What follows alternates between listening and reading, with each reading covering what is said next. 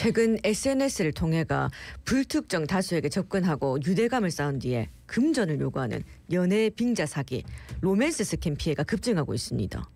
우리 부산에서도 피해액이 120억 원에 달하는 이 로맨스 스캠 피해가 적발됐지에 이게 보이스피싱처럼 사기 수법이 날로 진흥화되고 있다 하는데 피해자 보호에는 어려움이 있답니다. 관련해서 자세히 알아보겠습니다. 네, 영산대학교 경찰행정학과 심혜인 교수 스튜디오에 함께합니다. 안녕하십니까? 어서 오십시오.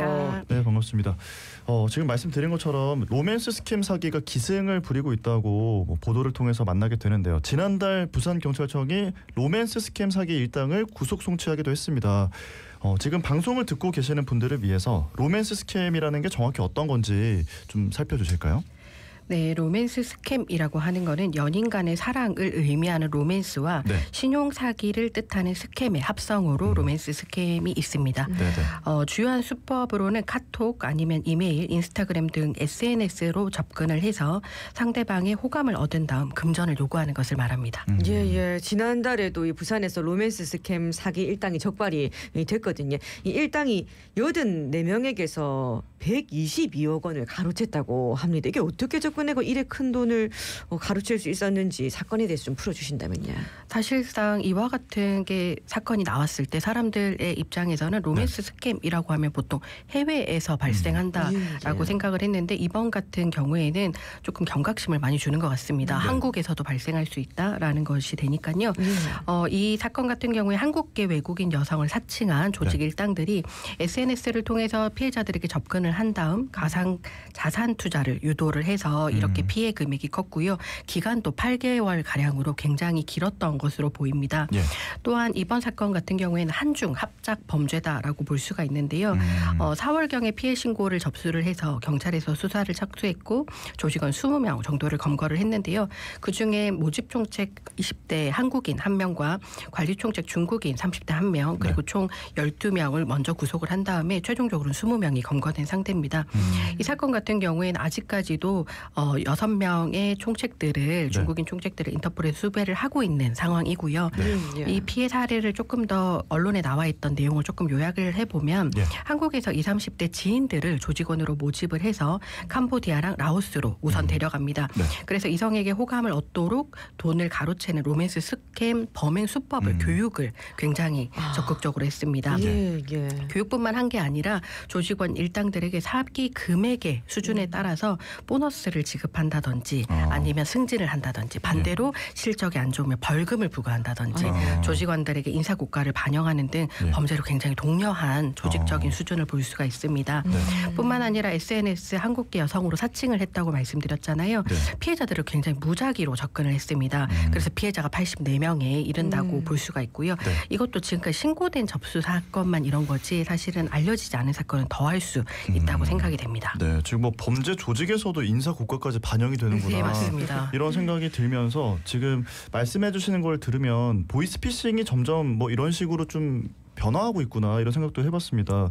로맨스 스캠 수법 자체도 점점 지능화가 된다고 들었는데 로맨스 스캠 사기의 뭐 유형, 주요 수법 이런 것들은 어떤 게 있습니까? 네, 맞습니다. 말씀해 주신 것처럼 저희가 이제 일반적으로 링크가 오거나 할 경우에는 요즘은 보이스피싱은 잘 많이 당하지 않으려고 노력을 합니다.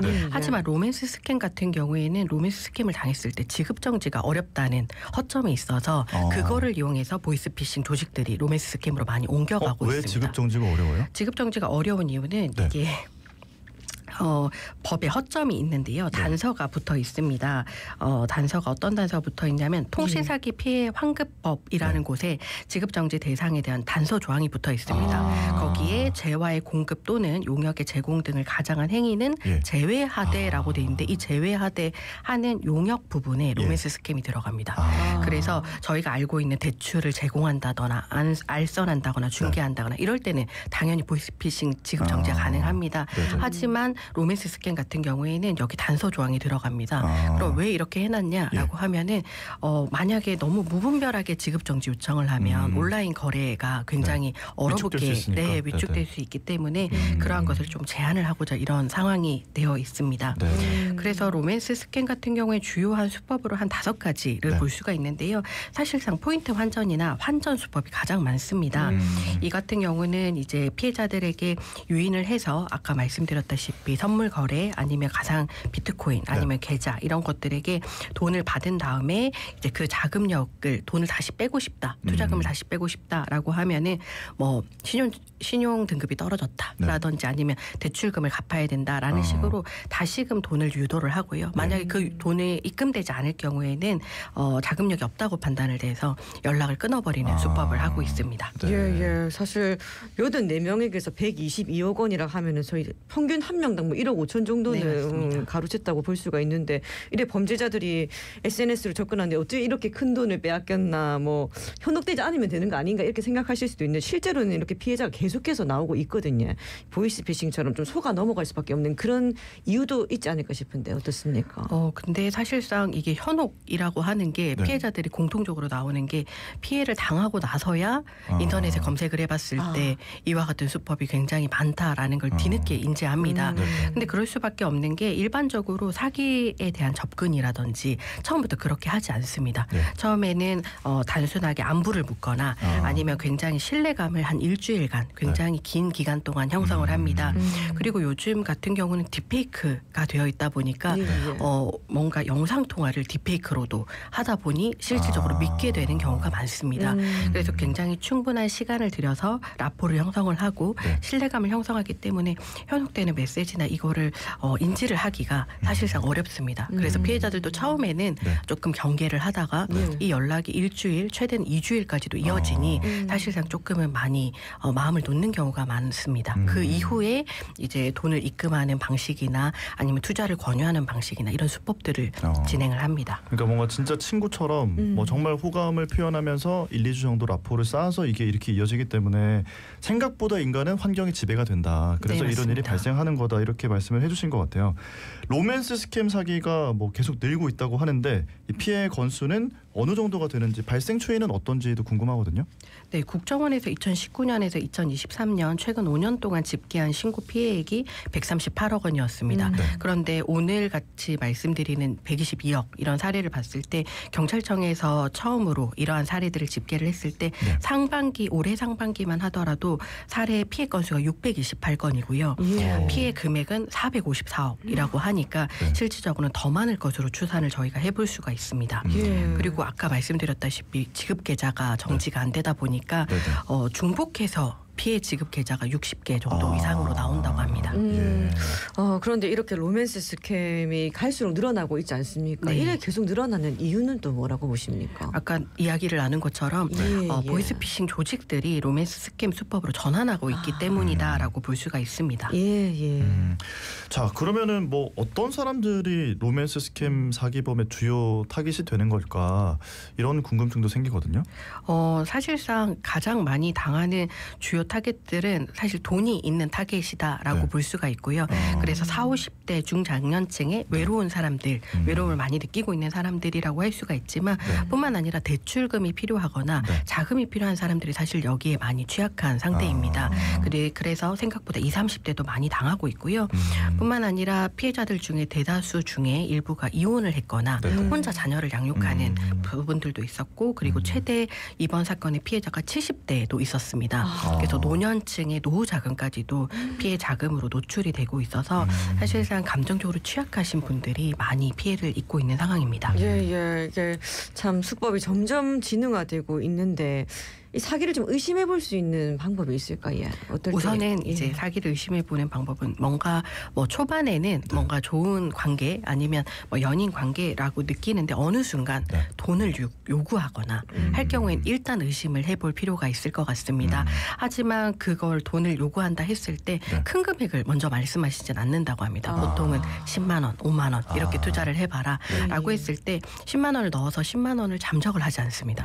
그래서 16만 원 또는 11만 원을 이제 투자 수익금으로 환급한 금액을 입금해 준다고 합니다. 나를 믿고 하면 이렇게 돈 벌 수 있다라는 걸 좀 암시해 주는 거네요. 처음에는 10만 원, 그다음에 100만 원 다 돈 단위가 점점 커져서 최대는 1억 원까지도 한꺼번에 피해를 입기도 합니다. 그렇군요. 자, 만약에 나 지금 로맨스 스캠인 것 같다 이런 의심이 들었을 때 어떻게 대처를 하는 게 가장 좋습니까? 바로 의심이 된다고 하면 네. 사실은 계좌 지급 정지 요청이 요건에 해당되지 않기 때문에 네네. 이럴 경우에는 증거를 가장 먼저 확보하는 것이 중요합니다. 본인의 사기 행각을 입증할 수 있는 카톡의 자료라든지 네. 전화 혹시 녹음된 자료가 있다면 그러한 자료들을 녹음해 두시고 그다음에 상대방의 대포 통장으로 이용하고 있을 수도 있기 때문이긴 하지만 예. 그래도 채권 가압류라든지 네네. 형사소 고소 사건이란 동시에 진행할 필요가 있습니다. 예, 이런 상황을 참 안 당하면 제일 좋겠지만은 피해를 당했을 때 이럴 때는 어떻게 해야 되는지도 피해자에 대한 보호는 어떻게 이루어지고 있는지도 궁금한데. 사실상 보이스피싱에서 이게 약간 변형된 수법이다 보니까 조금 대응 방법이 다소 늦는 경우가 있기는 합니다.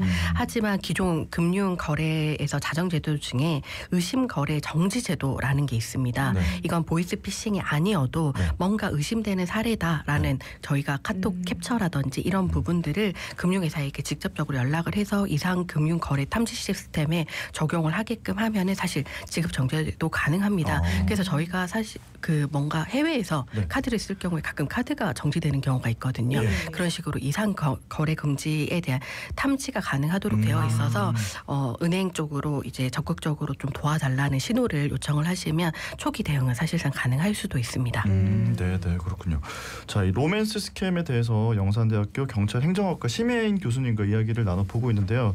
이게 뭐 개개인이 조심해야 되는 것도 있겠지만은 이게 이런 식으로 사람 수도 많아지고 피해 사람 수도 많아지고 금액도 커진다고 하면은 이 로맨스 스캠에 대응하기 위한 제도 개선 이런 것들이 꼭 필요할 것 같은데요. 네, 맞습니다. 그래서 지금 다중 사기 피해 방지법이라든지 네. 사기 방지 기본법이라든지 이런 것들을 국회에서 발의를 해서 신종 사이버 금융 사기 피해에 대한 적극적으로 법적 제도를 노력은 하고 있습니다. 하지만 대부분이 다른 여건들로 인해서 계류가 되어 있다 보니까 빠른 대응이 사실상 조금 어려운 지금 추세입니다. 그래서 이제 기존의 관련 법안과 적합성 그리고 아까 저희가 봤던 정지 제도에도 좀 모순들이 있는 것들을 우선 빠르게 이제 대처를 할 필요가 있다고 보여집니다. 네, 증거 확보하는 거 이거 꼭 중요하니까 혹시나 피해를 당하셨다면 이 부분 확인해 보셔야겠고요. 끝으로 우리 시민분들께 한 말씀 전해주신다면요. 우선 로맨스 스캠 같은 경우에는 금전적 손실도 굉장히 크지만 가장 큰 거는 피해자들이 본인이 입금했다라는 것들 때문에 자책하기가 쉽습니다. 그래서 추후에 우울증이라든지 타인과의 이제 관계를 형성하는데 굉장히 어려움을 겪는 후속 내용들이 있기 때문에 그런데 이런 부분에 있어서도 사실은 피해자를 지원하는 부분이 조금 다소 소극적입니다. 그래서 이런 부분을 조금 확대를 할 필요가 있고 피해자들이 본인의 죄가 아니고 본인의 잘못이 아니다라는 자책하지 않는 이제 인식들이 좀 필요할 것 같습니다. 네, 알겠습니다. 교수님 오늘은 여기까지 듣겠습니다. 고맙습니다. 고맙습니다. 네, 지금까지 영산대학교 경찰행정학과 심혜인 교수와 이야기 나눠봤습니다. 네, 자갈치 아침에 12월 5일 목요일에 함께했고요. 마지막 곡 김현철의 왜 그래 남겨두고 인사드리겠습니다.